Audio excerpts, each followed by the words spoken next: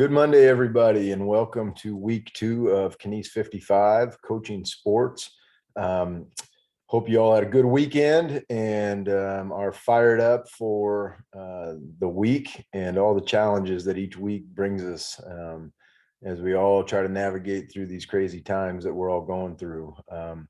So let's get right into it today. I don't want to waste any of your guys' time with chit chat, but let's get rolling. And let's start with, I'm going to screen share here so you guys can see the agenda for today, and you can see some of the topics that we're going to be talking about as I'm going to be talking. Which might make it easier if you're trying to take notes.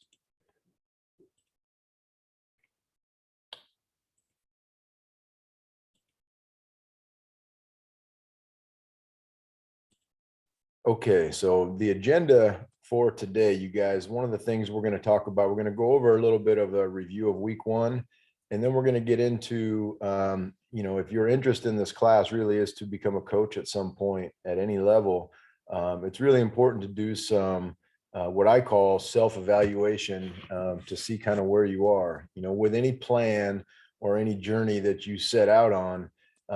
It's really impossible to know all the steps to get to where you need to go without knowing where you are.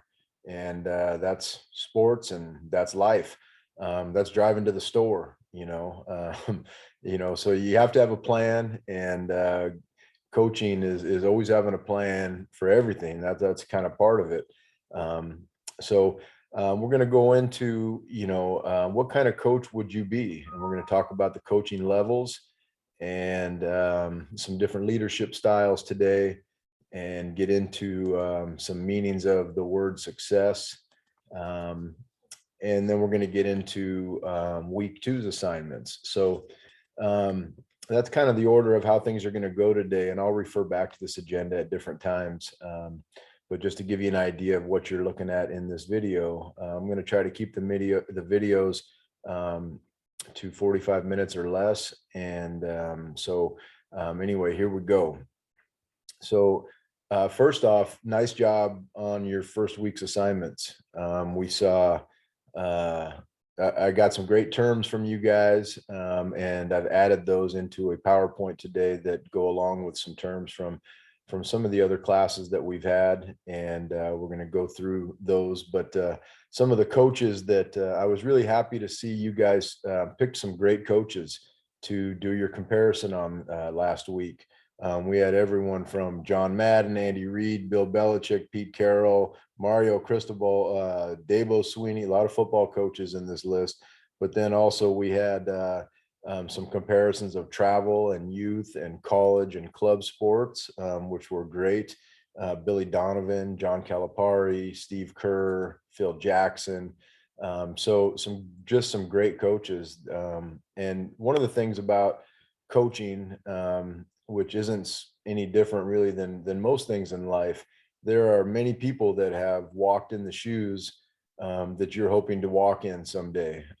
And lots of them are really good. And all those coaches you guys picked are great examples.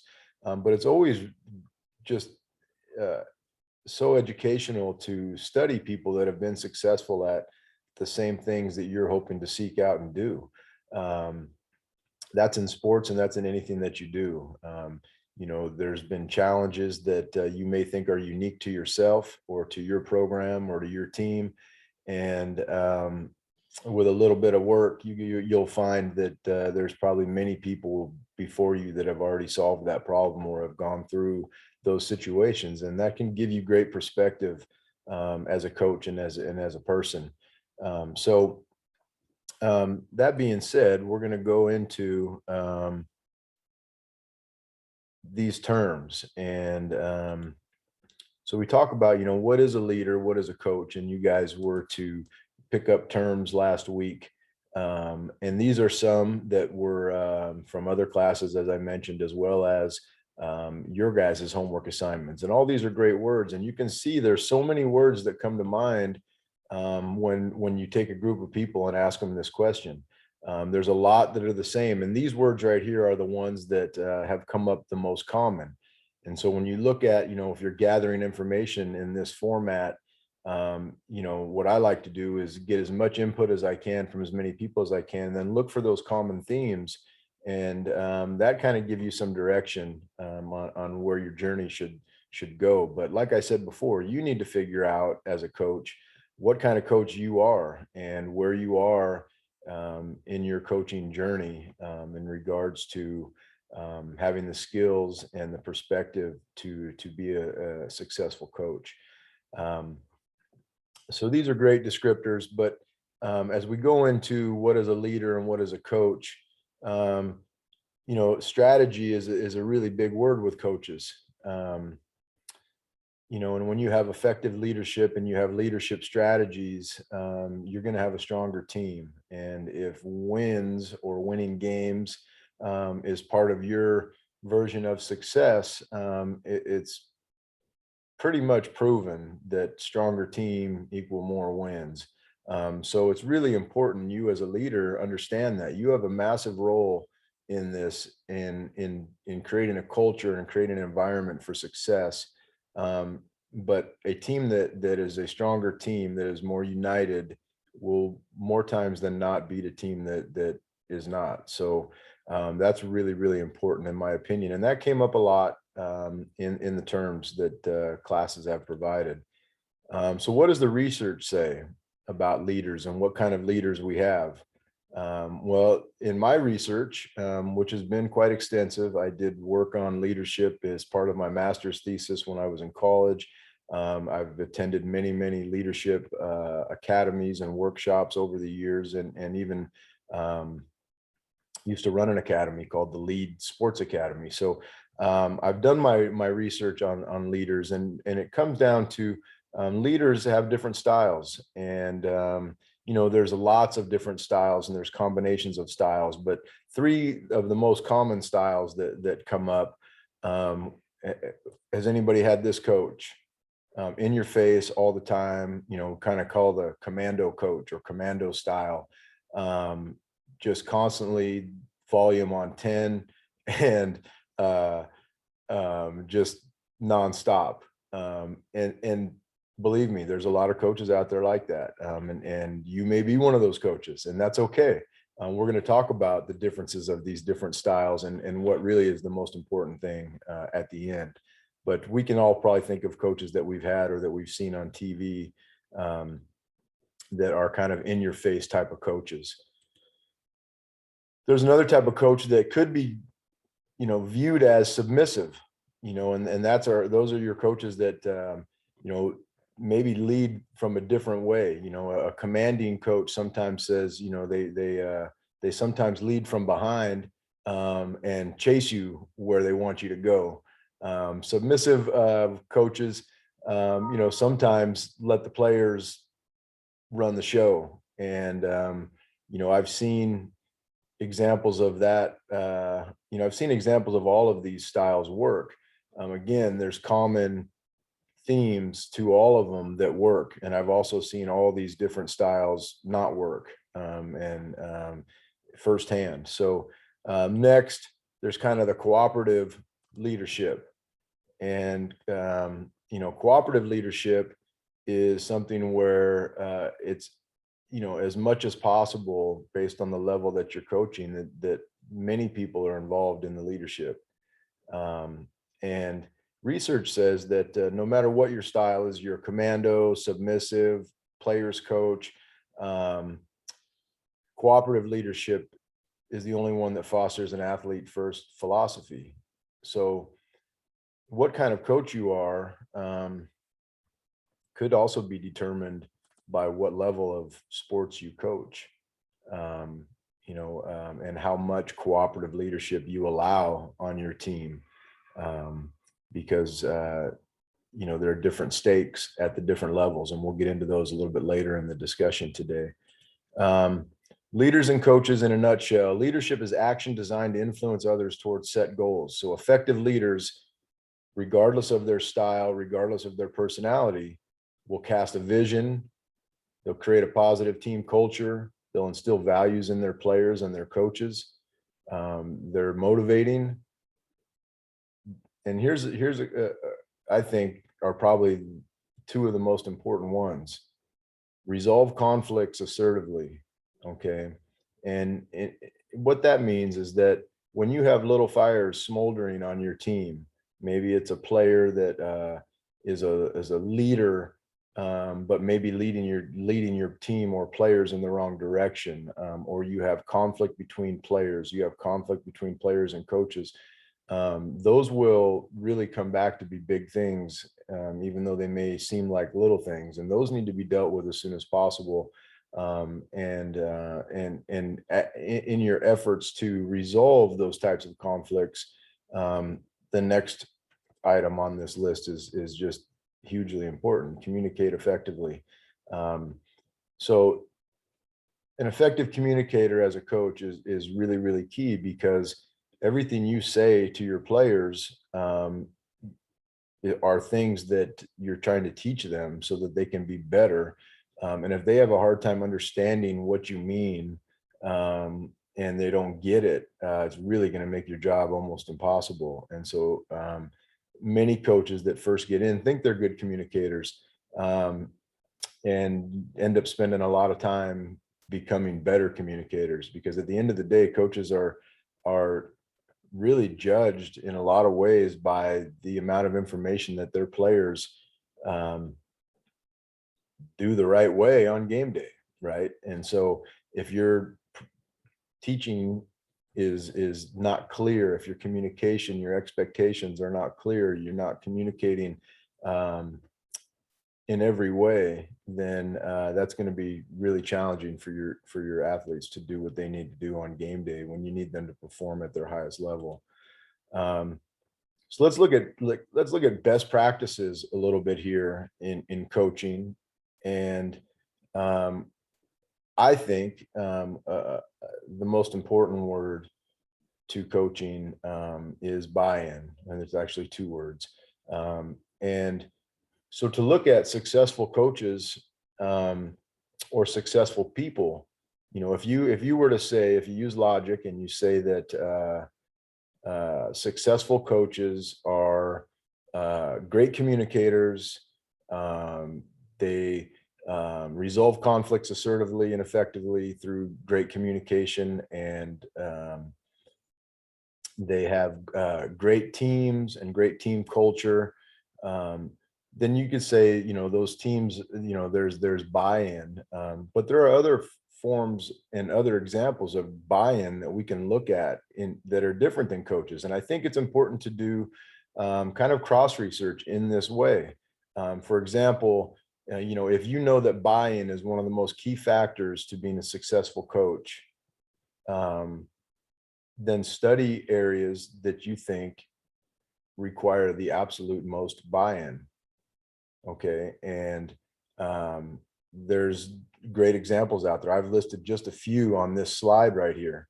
When you see, so you look at like best practices, what I'm talking about here. So you say, okay, what are the best practices in business? What are the best practices in religion? What are the best practices in coaching? What are the best practices in the military?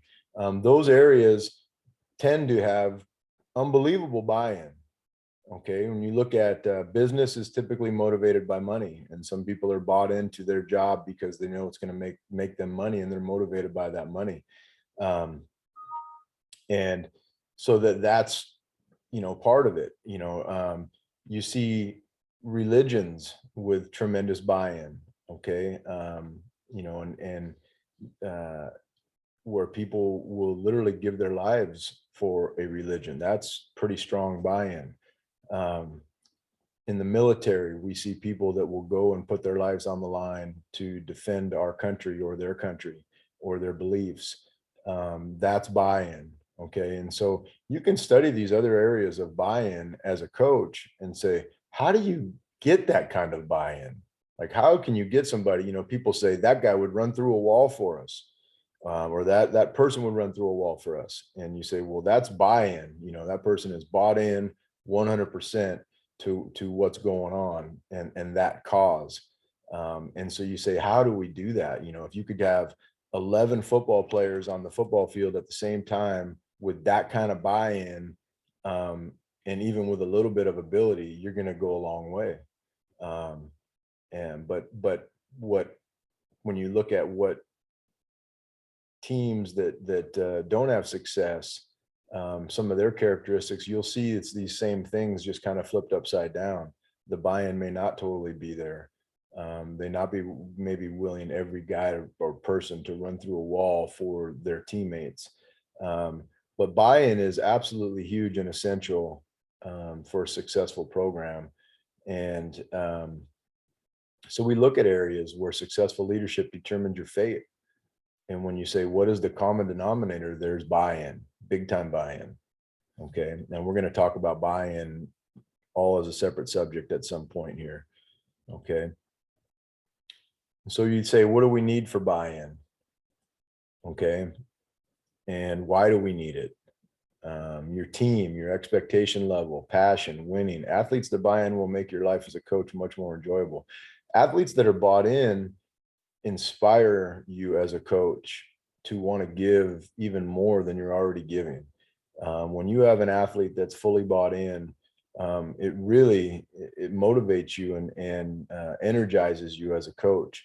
And on the flip side of that, when you have athletes that are not bought in, and that constantly require attention for not being bought in, it's really, really frustrating. And if you have a lot of people on your team like that, you're going to have a long year as a coach, because you're going to go nuts. And so that's really, really important that you create that buy-in. And it's important for everything, because if your players don't believe they can win when they go out there, they're not going to win. And so buy-in is so many different factors, but without it, it's really, really tough to be good. Um, what kind of things create buy-in? Okay, so these are a list of things that I love this picture down here on the slide that you guys can see of the kids on these planks. Okay, where they've all got to step at the same time and they've all got to be bought into that thing or they won't go anywhere. And that's just a great picture, I think, that says so many things about what a team needs to be.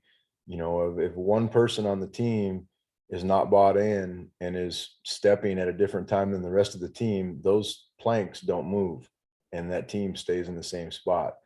But these are some terms, and I'll briefly go through these. So listen, that's something that a lot of coaches, I think, forget, that they need to understand and listen to their players, and what their needs are, and really, understand as best you can. Develop a relationship with every team member. That's a challenge sometimes. We have over 100 guys on our football team, and for smaller sports, it's not as much of a challenge, but we have lots of coaches also on our football staff to make sure that there's a relationship with every team member if possible. And again, you're trying to get buy-in. Okay, so nobody's going to buy into you if they don't even know you, and if you don't even know them. Clearly define the expectations in both directions. What can you expect of me as the coach every day, and what I need to be able to expect out of you? And that sets the foundation for the buy-in, for you buying into that athlete, for that athlete buying into you. And that's crucially important. Okay, that it goes both ways. We're bought into the athlete, they're bought into us, we're working together. Be a walking example of everything you expect from your team.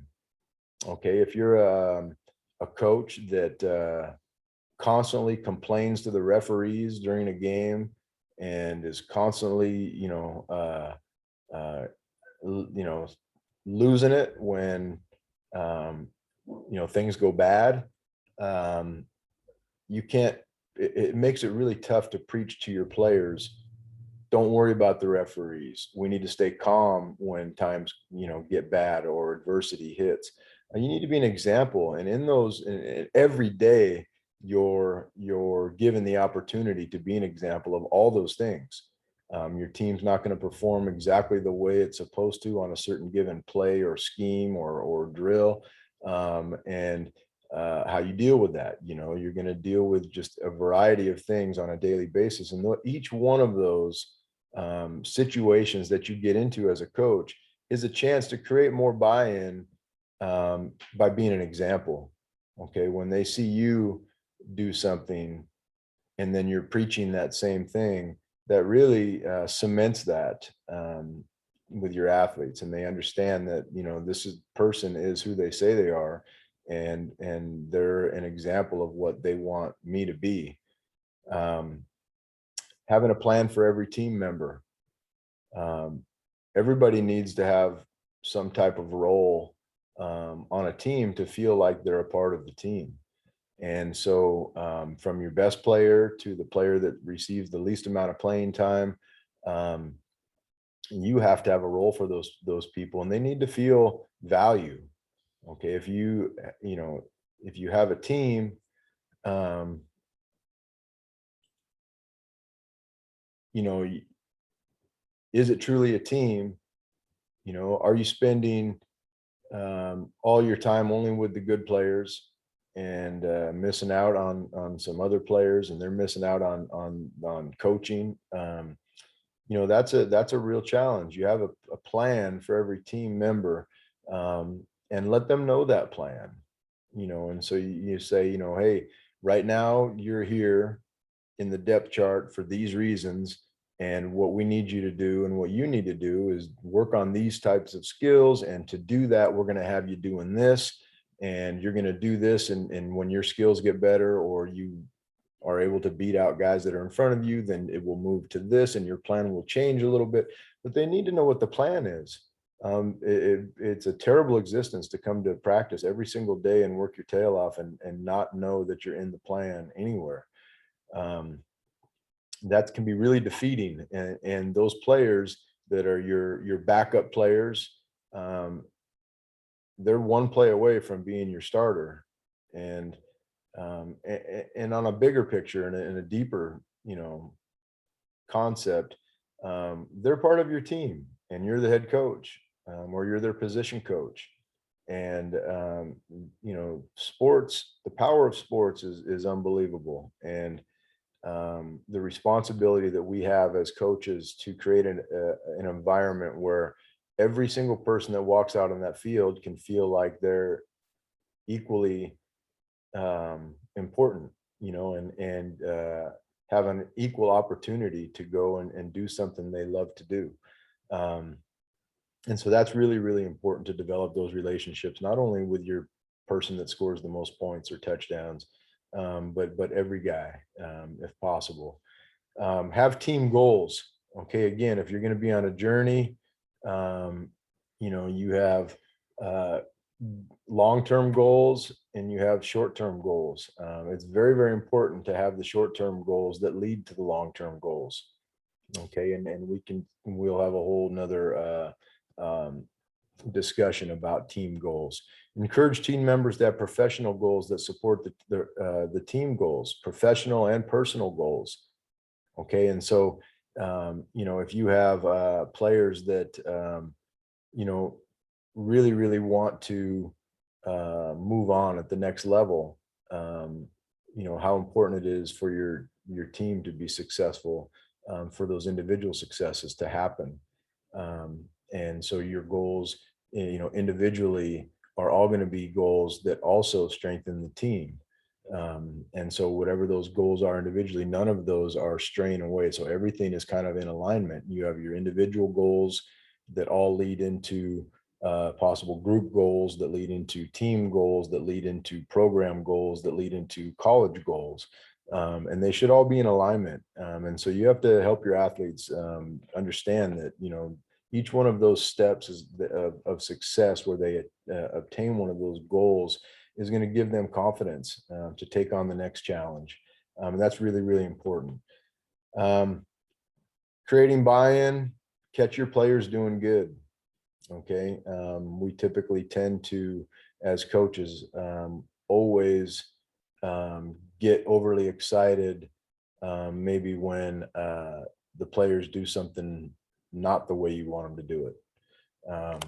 We need to give, I think, even more excitement and even more when we do it the right way. I'm a more of an optimistic type of coach, and you know, typically when I get excited at practice or in a game, it's more so when we do something really good than when we do something really bad. Okay. Your players that have played the game or maybe new to the game, most of the time they know when they make a mistake or they made a bad play or they just got beat by somebody that in the game. Um, and reinforcing that sometimes, that can do damage. And we tend to focus on those things, even in a good play. We tell our players that you're going to make the best play you ever made, and you're going to come back and the coach going to say, great job, but man, if you would have did this on that play, you could have even done a little better. And that's what coaches do, and that's what they need to do. But it's equally important to make sure you're catching them doing good. Provide mentoring and support. That maybe is number one. When we talk about buy-in, um, buy-in is believing that someone is going to be there for you, and so you take the risk of buying into them and trusting them, and so mentoring and support is absolutely crucial. Deadlines and always follow through. These are important as well. This is accountability, and I think buy-in is reinforced when you have deadlines and you have follow through. And when we say faculty first mentality here, that's we're talking about the athletes. Your athletes first mentality, and sometimes based on the level you coach, you're going to have pressures that may not allow you, or pressures that would maybe influence your ability to have an athlete's first mentality or a faculty first mentality. So lots of ways to creating buy-in, and lots of things that it's tough. This is one of your toughest challenges as a coach. And you can see that on that list of creating buy-in, there's really nothing about X's and O's or tactical strategies. To me, those things are more easily learned than these things. And without buy-in, regardless of what tactical strategies you have, you're not going to have a successful culture with your team. So leadership strategies, as we look at leadership strategies, okay, we've talked about a few things here. What is leadership? It's action designed to influence others towards set goals. Okay, so that's a real brief definition of what a leadership or what a coach is. Effective leaders cast a vision. They create a positive team culture. They instill values. They motivate their team. They resolve conflicts assertively, and they communicate effectively. And so, when you get down to what this class is about, this class is about giving you perspective on what it means to be a coach. But I also want you guys to, again, do some self-exploration here and ask yourself, what kind of leader are you? Are you more of a commando? Are you more of a submissive? Are you cooperative? What is your coaching philosophy? Are you a player's coach? Are you a disciplinarian? Are you a hybrid coach? And when you start doing that, you're also going to be thinking about, like, and this is something, that may even change over the years as you develop as a coach and you gain more life experiences, but your vision for your team and your team goals. And so the one thing that I hope that you guys get out of this slide presentation is that, and hopefully you've seen the link already, but most successful coaches, regardless if they yell and scream all the time, if they're quiet and calm demeanor, they're great communicators, okay? And regardless of their style, they're able to get buy-in. And that is just, so important. And um, they're able to do the things to create the buy-in. Okay. And they do it in different ways sometimes. But I think regardless of your style, the one thing that, though, as we say, okay, we look at all these areas. Okay. We talked about religion slightly, but buy-in in regards to religion, big business and money. We talked about coaching a little bit, and the buy-in and how that's needed there. And you say, okay, what are the common denominators in all those huge areas, and how do they get such buy-in? What were the most common themes? And I think what you're going to find is that with the exception of business, um, buy-in comes down to relationship skills. Okay. And you as a coach are developing a relationship with every one of your athletes and every one of your assistant coaches. And when you look at how to become a good coach, really it parallels with any other types of successful relationship skills that start with well-defined borders and expectations. When you start a relationship with a friend, um, and or a relationship, a romantic relationship, or a relationship with your son or daughter, it's when we feel let down sometimes by expectations, and then you have to ask yourself, well, you know, each person in that relationship is going to have a different perspective of what those expectations are, unless you talk about them. Okay. And so, it's being a great listener, being able to be empathetic to a person's situation.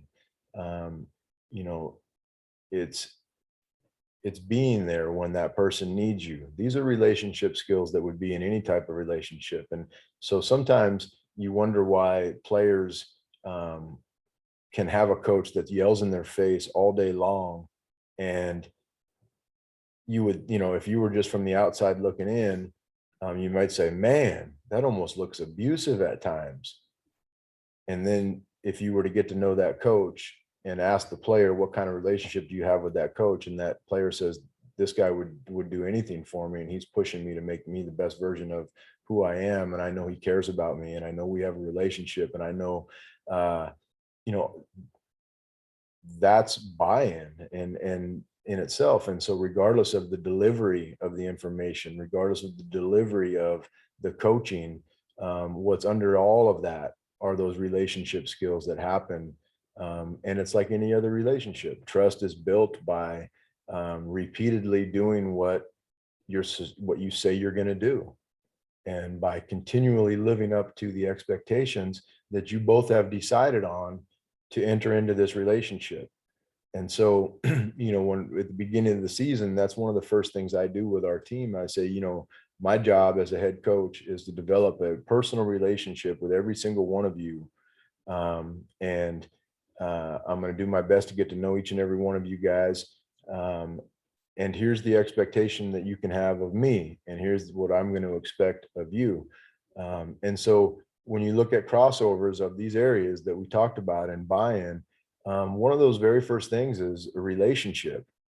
Okay. And so if you look at, let's take religion, for example, some common themes in religion that make people want to be part of that religion. One of them is they're going to have a relationship with their God or their church in some way. They're going to be a part of the team. Okay. And they're going to be a valued member. They're going to feel like they have a role within that team. When you see people that go to church, it's a big deal. And like I said, there are people that are willing to die for their religion.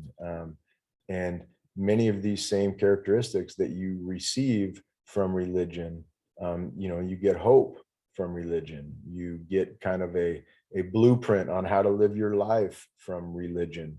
And you may not be religious at all, or you may be religious, and what religion you are doesn't really matter. There are common themes from religions. And in terms of being bought in, that same thing. It's so you look at these different strategies and you say, okay, how do I do that with my team? And so we're going to give you more solutions and more pointers along the way as we try to define what buy-in means. And so that's coming up. One thing I wanted to mention to you guys is, you guys mentioned the coaches that meant something to you a little bit in your study. Hopefully those coaches meant something to you, or maybe you just randomly picked a couple of coaches. The two coaches that I would have picked if I was a student in this class for week one assignment are the two of the coaches that I had you guys read about last week. And one is Hal Scherbeck, who was my junior college coach, and one is Coach Shaw from Stanford. And I think these two coaches have a lot more similarities than things that are different about them. I mean, the obvious things that are different is that they coach at different levels, but I think there are many things that were similar about these two. And if you read those two articles, I think you'll see. And the one thing that when you look at both of them, there's a culture at those schools. There's a culture of all those things that I just talked about in regards to buy-in, tremendous buy-in. And that's why you'll see Stanford beat teams sometimes that you would say, man, they shouldn't have beat them. That team has better players, but Stanford may have better buy-in. And Coach Shaw is one of the greatest coaches, I think, in NC2A, and has had a long tenure at Stanford, which is hard to do in college sports these days. My JC coach was the same. He coached at Fullerton Junior College for 35 years. And we'll talk more about him as we go. So moving on here now, as we get it into the rest of today here, we talked about leadership styles. Let's talk quickly about the different levels of coaching. Okay. And so kind of define these levels as youth sports, club sports and travel teams, high school, junior college, college, and professional. And I'm going to quickly go through some of the differences in regards to access to these types of jobs. And then we're going to move forward into our next part. So youth sports, and we're going to have a section like this for each level, and I'm going to go through them quick, but education, applicable experience, and access. Education for youth sports, rarely any requirements in regards to education at this level. There's usually not degrees required. And so many times these are great jobs for college students or even high school students to help youth sports. Applicable experience, many times no experience is needed. Youth coaches are usually volunteer positions, are mostly parents of the players on the team, but not always. Lots of times my son has had just young people that want to get into coaching and are getting their start in youth sports. Access to those types of jobs, raise your hand at the parents meeting, you probably have the job. If you're wanting to get into youth sports and do not have children participating, contact the league offices for that sport. They are always looking for youth coaches and youth mentors and YMCA, Boys and Girls Club, but there's lots of opportunities if you want to get into coaching youth sports. Club and travel sports is kind of the next level up from that. And these are teams that, there's not typically an educational requirement for these positions. Sometimes there's not even an applicable experience required for some of these positions. And so you kind of get a big variety of types of people and coaches at these levels. Sometimes there are people that are also high school coaches or college coaches that coach these club teams. Coaching experience is usually required at this level, but not always. And many of these positions, they pay. A lot of these travel teams that have athletes playing, each one of those athletes pays a fee for their travel, for their gear, for different parts of the expenses that go along with that team. Access to these types of positions is kind of all over the place. There's not a lot of vetting of club coaches. And I'm going to pause here just for a second.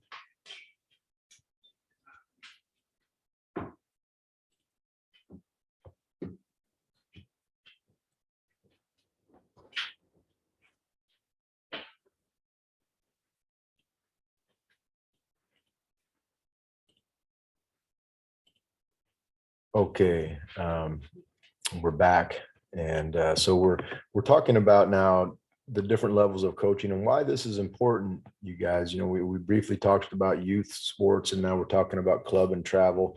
But why this is important, because to know where you're going on your journey, you have to know what those steps are that you need to take to get there. And you sometimes get into something without fully knowing all the different steps, and then you're not ready for some of those steps. So as a coach, you're always trying to be prepared. And so this is outlining the different avenues of how you could potentially get a job at one of these levels. um, so finishing up with club and travel sports, these are groups of individuals that will join a team and travel, and the coach's job at those levels is a lot different than youth sports, high school sports, and even it's kind of unique in some ways, because it's up to that coach to figure out games, where you're going to travel to, what tournaments you're going to play in, are there going to be overnight trips. There's a lot of supervision that's needed with travel teams, and it's a lot to manage for a coach. And so it's pretty much impossible to manage those teams successfully without a lot of parent involvement, which can be super helpful. And helpful parents are great, and can really make your life easier as a coach. But just like anything good, there's always a flip side to that. And sometimes if you have parents that are counterproductive to what you're trying to do, or the culture you're trying to create, or the vision that you have as a coach, they can make your life equally miserable. And we'll talk more about that as we go forward. But access to these types of jobs, it is a little bit all over the place. If you're a known person, then obviously it's easier to get a job. But there are people that coach club sports with very little experience, and sometimes they really sell themselves in a way that people believe in them even without a lot of experience. High school and junior college coaching jobs fall into two categories. There's an hourly coach that coaches at a high school or a junior college, and then there's a faculty coach that coaches at a high school or a junior college. And the difference is huge. An hourly coach doesn't usually make a living coaching at a high school or a junior college. This is somebody that has a different type of career, and then they're able to work it out with that career that they have, that they can coach, and they get paid a little bit of money to be an assistant coach or even a head coach. A faculty coach means that they're a teacher at the school, and their main job is to be a teacher. And then part of that teaching job is they're also a coach.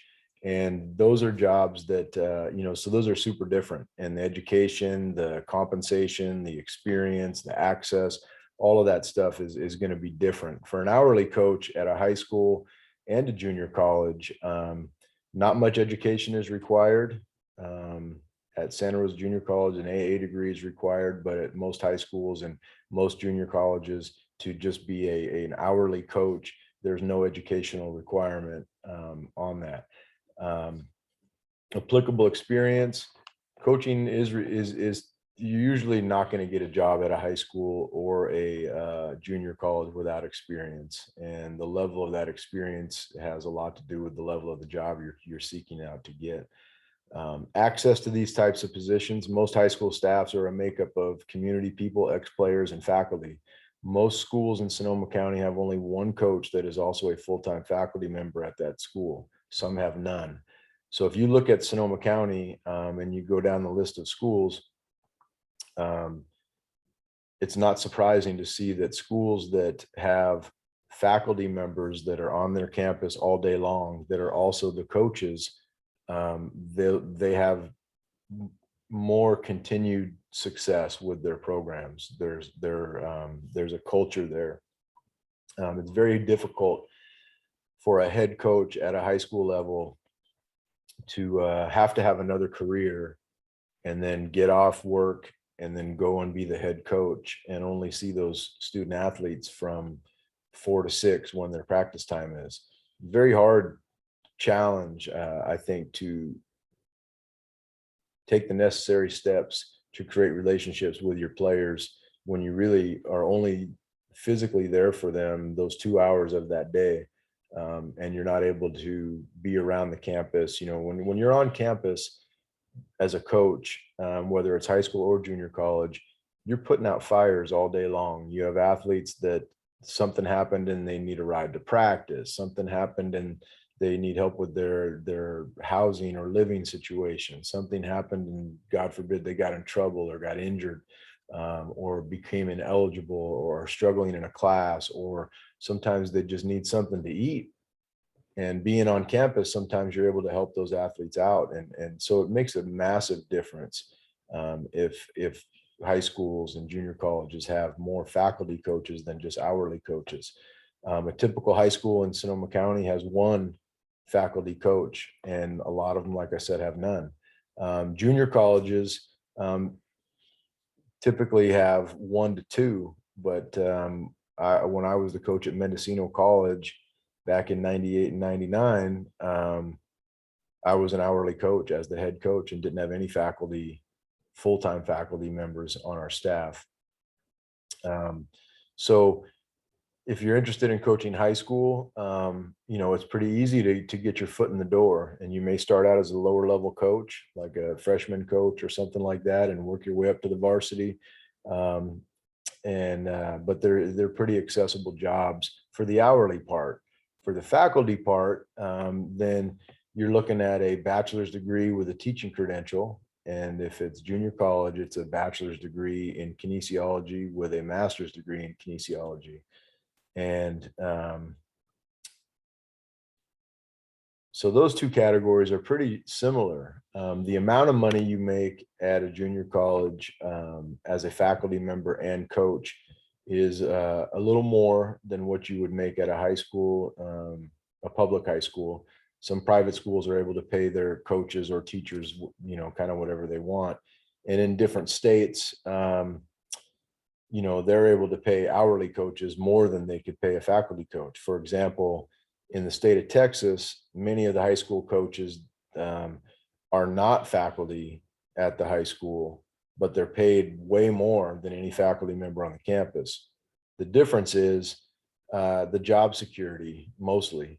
If you're an hourly coach, that means that you are on a year-to-year contract in most cases, and you could be let go at any time. If you're a faculty member, you develop tenure as a faculty member and you have tremendous job security. And so there's a big difference. But those two options do exist. In California, there are not many schools that only hire people to be a coach and pay them more than they pay their faculty. But in states where football maybe seems a little more important than it does in California, you're going to see quite a bit of that. And so when you get to the 4-year level and you're starting to coach, you're pretty much hired as a college coach. You're hired to be the coach. And so education, in every college job that I've seen, there's been a bachelor's degree requirement, and in some cases a master's degree, but not always. And the bachelor's degree, it doesn't really matter in most cases what that's in, or even the master's degree, because the difference is when you're a full-time person at a college, you're not also a teacher. And so the teaching component is kind of not brought into this factor. And so you typically will have a bachelor's degree, and in some cases a master's degree. And applicable experience at the college level is absolutely required. And there's lots of different ways and strategies to get your foot in the door to become a college coach. And we'll talk about some of those strategies later on. Access to college coaching really is a network. And if you're not plugged into it, you're going to have a tough time advancing or even getting an interview for a job. The reality is in college coaching, by the time you know of a job, in most cases, like you say, oh man, I think they're going to let the coach go at this school. Or I heard that San Jose State is looking for a baseball coach. By the time the general public hear about those positions, they're almost always already been hired, or they already know who they want to hire, because they have a network of people. And that is hugely important if you're looking to advance to the higher levels of coaching. And even in high school, your network is really important. And coaches are, it's like a massive fraternity of people, and everybody knows each other.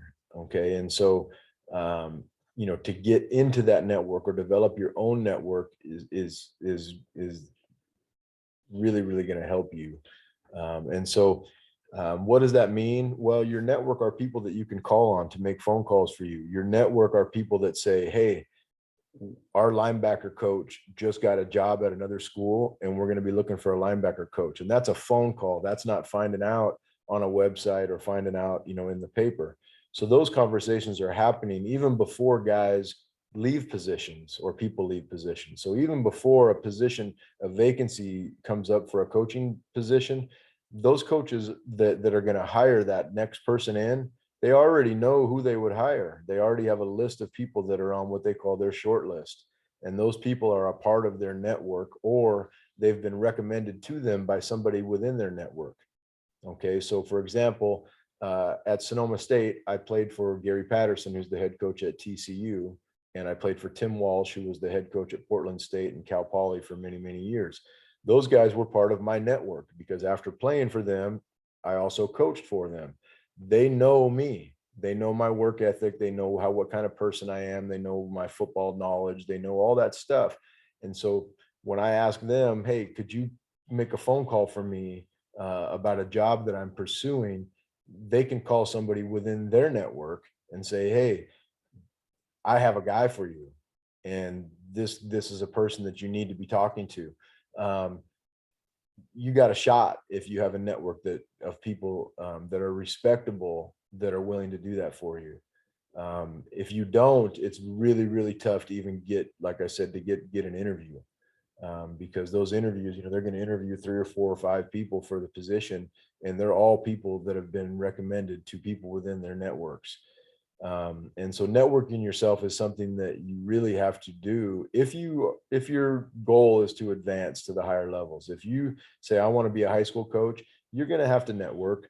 But then you can, if your goal is only to be a high school coach, which is an unbelievable, great goal, but it's not as important to continue to network after you get that position. But if you're, like I said, trying to climb the ladder, man, that network it never stops. And so at the professional level, stepping up from college level, it's even different there too. There's no degree requirement to get a job coaching professional sports. The applicable coaching experience is required for most people. But the easiest way to become a professional coach is to be a professional athlete. I hate to say it. And many times it's assumed that a professional athlete is also a great coach because they were so good at their sport. But the reality is that's not always the case. But that is an easy way to get into coaching at any level, is to be a professional athlete. And doesn't mean you can coach, but it is an access point that I would mention. To get into the professional coaching, if you weren't a pro athlete, it takes years of paying your dues and coaching at smaller schools and working up to bigger schools and working up bigger schools and getting into the NFL. And it's kind of it can be a daunting process sometimes.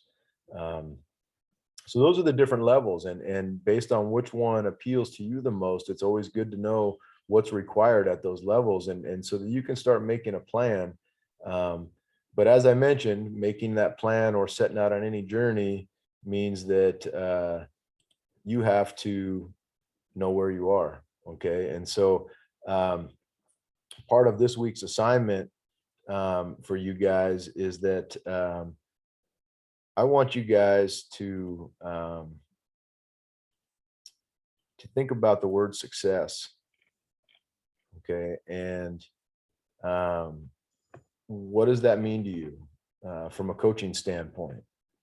Okay. And, we have many coaches have, everybody has a different version of maybe a definition of what they think of success. But I want you to spend some time thinking about what your definition of success is in regards to coaching, and in regards to success of an athlete. So what is your definition of success for a coach?